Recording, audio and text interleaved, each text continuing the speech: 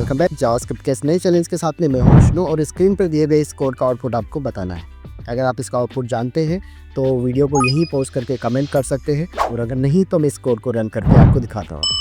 और इसका आउटपुट हमें मिलता है A40, C80, D80 and B80। अगर ये आउटपुट आपके लिए सरप्राइजिंग है तो मैं इसको एक्सप्लेन कर देता हूँ।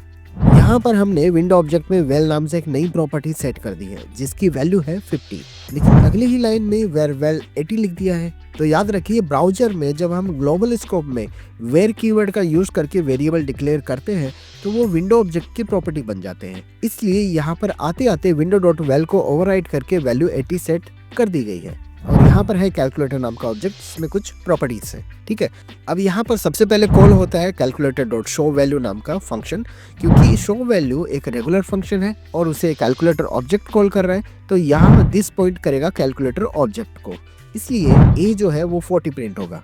अब आता है सेट टाइम आउट। इसके अंदर हमने एक रेगुलर फंक्शन यूज किया है तो याद रखिए सेट टाइम आउट का कॉल बैक हमेशा ग्लोबल कॉन्टेक्स्ट में एग्जीक्यूट होता है, इसलिए इसका दिस पॉइंट करेगा विंडो ऑब्जेक्ट को।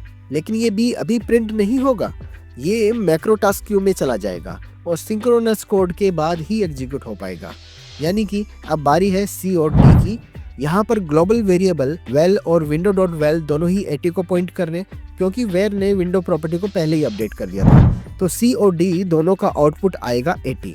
सबसे लास्ट में जब कॉल स्टैक खाली होगा तब सेट टाइम आउट एग्जीक्यूट होगा, उसका दिस विंडो को पॉइंट कर रहा था और विंडो डॉट वेल अब 80 है, इसलिए यहाँ सबसे लास्ट में B 80 प्रिंट होगा। कॉन्सेप्ट क्लियर हुआ तो फॉलो जरूर करना, लेकिन साथ में एक सवाल का जवाब कमेंट में देते जाइए। अगर इस वेरिएबल को डिक्लेयर करने के लिए यहाँ वेर कीवर्ड के बजाय अगर लेट कीवर्ड को यूज करूँ तो क्या आउटपुट आएगा।